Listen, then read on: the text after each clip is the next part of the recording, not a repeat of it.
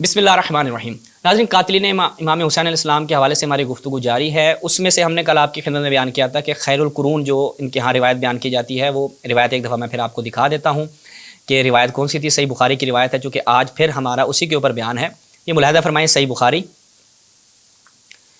بخاری اس میں جب ہم جاتے ہیں تو رسول اللہ نے کیا بیان فرمایا؟ خیر الناس کرنی، بہترین لوگ جو ہیں وہ میرے زمانے کے لوگ ہیں، اس کے بعد والے زمانے کے، اس کے بعد یعنی جسے ہم نے آپ کی خدمت میں کل بیان کیا تھا کہ رسول اللہ کے زمانے کے لوگ، صحابہ، تابعین اور تبع تابعین۔ اب ان میں قاتلین امام حسین بھی آتے ہیں اور انہوں نے ان کو شامل کرتے ہوئے ان کی جو ہے وہ تقدیس بھی کی ہے، ان کو ثقہ مانا ہے، قابل اعتماد مانا ہے، ان سے دین بھی لیا ہے۔ آج آپ کی خدمت میں ان میں سے ایک نمونہ آپ بیان کریں گے۔ وہ کون ہے جی؟ عمر ابن سعد۔ دیکھتے ہیں جی عمر ابن سعد پہلے کیا تھا۔ عمر ابن سعد لعنت اللہ علیہ بن ابی وقاص، صحابی رسول کا بیٹا۔ یہ کہتے ہیں جی شیعوں نے مارا تھا۔ اچھا، یہ کیوں ڈنڈورا پیٹتے ہیں؟ وہ اس لیے کہ بھئی ہم یہ شور زیادہ ڈالیں گے نا، شیعوں نے مارا تھا تو ہم ملبہ ان کے اوپر ڈال دیں گے اور اپنے صحابہ اور صحابہ کی اولاد کو اور تابعین کو بچا لیں گے۔ اب دیکھیں پہلا ملاحظہ فرمائیں، عمر ابن سعد بن ابی وقاص جناب، یہ من کبار التابعین، بھائی تابعین میں سے بڑی شخصیت کون ہے؟ عمر ابن سعد۔ اچھا جی، اب اس کے بعد سیر اعلام النبلاء میں جب ہم جاتے ہیں تو ملاحظہ فرمائیں کیا ہے جی؟ عمر ابن سعد امیر تھا، امیر السریہ الذین قاتلوا الحسین رضی اللہ تعالی عنہ علیہ الصلوۃ والسلام۔ امیر تھا کس کا؟ یعنی کمانڈر تھا اس فوج کا کہ جس نے امام حسین علیہ السلام کو قتل کیا۔ اب دیکھیں میں نے یہاں پہ ایک تیر کا نشان رکھا ہے، سین۔ اس سین سے کیا مراد ہے؟ اہل سنت کے ہاں قاتل امام حسین کیا ہوگا؟ آپ کیا ہے؟ یعنی ایک سنی بھائی سے پوچھیں، ہاں بھائی قاتل امام حسین کا اسٹیٹس آپ کے نزدیک کیا؟ آپ کہیں ملعون، فاسق، فاجر، جہنمی، فلاں فلاں۔ نہیں بھائی، اپنی کتابوں کی طرف دیکھو انہوں نے کتنی عزت دی ہے قاتلین امام حسین کو۔ ملاحظہ فرمائیں اسی سیر اعلام النبلاء میں سین سے کیا مراد ہے؟ یہاں پر کچھ رموز دیے ہیں۔ آپ سیر اعلام النبلاء میں جائیں گے تو وہاں پہ انہوں نے کہا کہ معلوم ہو جاتا ہے کہ یہ صحاح کے روات میں سے ہے یا سنن کے روات میں سے ہے، تو وہ کہتے ہیں سین سے مراد نسائی، یعنی امام نسائی نے اس سے روایات اپنی کتاب میں نقل کی ہیں۔ تو عمر ابن سعد ہمارے ہاں ایسا ہے کہ جس سے ہم نے دین لیا ہے، تو آپ کو ٹینشن لینے کی کوئی بات نہیں ہے۔ عمر ابن سعد من کبار تابعین بھی ہے اور اس سے ہم نے حدیث بھی لی ہیں۔ اب دیکھیں جی احمد ابن حنبل صاحب کا آپ کو گزشتہ قسط میں ایک نمونہ پیش کیا تھا، آج ایک اور نمونہ دیکھیں۔ السنہ ابن خلال کی روایت کیا ہے؟ احمد ابن حنبل سے پوچھا گیا تھا، لوگوں کے ذہن میں سوال ہوتے تھے، بھائی قاتلین امام حسین، بھائی آپ سے کوئی پوچھا جائے کہ کوئی شخص مسلمان کہے گا ابو جہل کیسا بندہ تھا، ہمارے ذہن میں نہیں آئے گا بھائی ابو جہل کیسا بندہ تھا، ملعون، فاسق و فاجر، دشمن رسول خدا، دشمن اسلام تھا، ہم اس کے بارے میں کیوں پوچھیں گے؟ کیونکہ اہل سنت کے عمر ابن سعد ایک قابل اعتماد بندہ تھا، تو لوگ سوال کرتے تھے، ان کے ذہنوں میں سوال آتے تھے۔ کہتے ہیں جی سال تو احمد عن عمر ابن سعد، میں نے عمر ابن سعد کے بارے میں احمد ابن حنبل سے پوچھا تو کیا کہتے ہیں؟ لا ينبغي ان يحدث عنہ، کہ بالکل اس سے کوئی بات نہیں لکھنی، احمد ابن حنبل سے کوئی چیز نقل نہیں کرنی، کوئی حدیث بیان نہیں کرنی۔ احمد ابن حنبل صاحب کیا بات ہے، سلوٹ ہے بھائی احمد ابن حنبل صاحب، لیکن یہ سلوٹ تھوڑی دیر کے لیے، آگے چل کے ہم اس کے برعکس ان کے لیے کلمات ادا کریں گے۔ اچھا جی، قلت من ہو، میں نے کہا بھائی کیا ہو گیا، کیوں احمد ابن حنبل سے میں نے پوچھا کیوں نہیں لکھنی بھائی؟ کہتا ہے اخو عامر ابن سعد، جو عمر ابن سعد ہے وہ عامر ابن سعد کا بھائی ہے، مصعب بن سعد کا بھائی ہے۔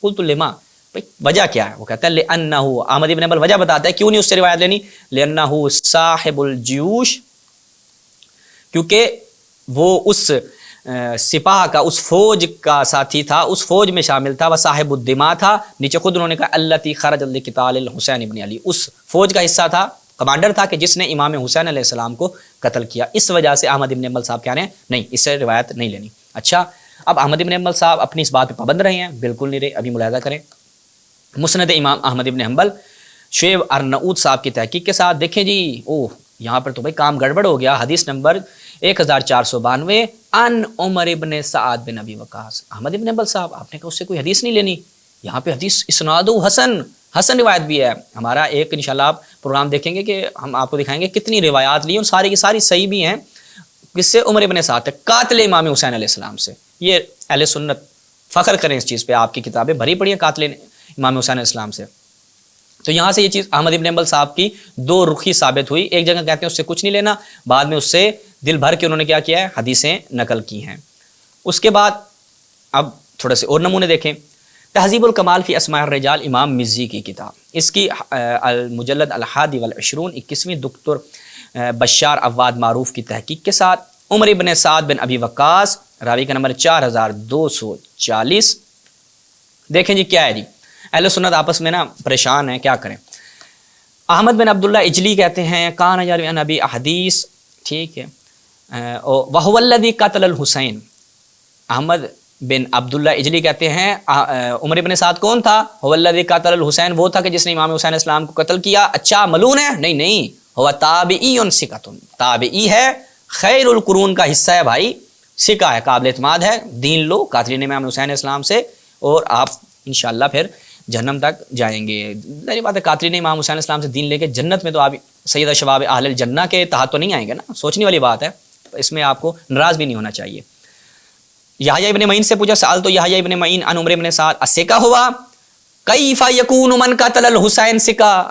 یحییٰ ابن معین کہتا ہے کیسے وہ شخص ثقہ ہو سکتا ہے کہ جس نے امام حسین علیہ السلام کو قتل کیا. آگے ملاحظہ فرمائیں، انہوں نے کہا نہیں بھائی وہ ثقہ نہیں ہو سکتا، کچھ کہتے ہیں ثقہ ہے.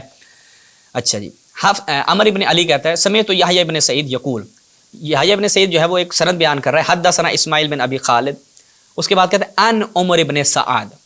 جب اس نے سند بیان کی اور اس میں عمر ابن سعد کا ذکر کیا، فقال له رجل من بنی زبیعہ، ایک شخص نے جو ہے اس سے کہا کہ یا ابا سعید ھذا قاتل الحسین، بھائی تو جس سے روایت نقل کر رہا ہے یہ امام حسین علیہ السلام کا قاتل ہے. فسکا، وہ چپ ہو گیا. اس کے بعد پھر ان قاتل الحسین تو حد سنا، امام حسین علیہ السلام کے قاتل سے تو ہمارے لیے حدیث بیان کر رہا ہے. فسکا تھا، وہ چپ ہو گیا. اچھا، اس کے بعد آگے وہی ایک اور تھوڑا سا تبدیلی کے ساتھ، جب سمعت یحییٰ ابن سعید وحدثنا عن شعبہ وسفیان عن ابی سعد عن عمر ابن سعد فقام الیہ رجل، اور وہ کہتا ہے کہ اللہ سے تو نہیں ڈرتا کہ تو عمر ابن سعد سے روایت نقل کر رہا ہے، اللہ سے ڈر. فبکا، رونے لگ گیا اور کہتا لا اعود احدث عنہ ابدا، میں آئندہ جو ہے وہ اس سے روایت نقل نہیں کروں گا. رونے لگ گیا جب اس کو کہا نا کہ انسان کے بچے بنو، تم کس سے روایت نقل کر رہے ہو؟ امام حسین علیہ السلام کے قاتل سے.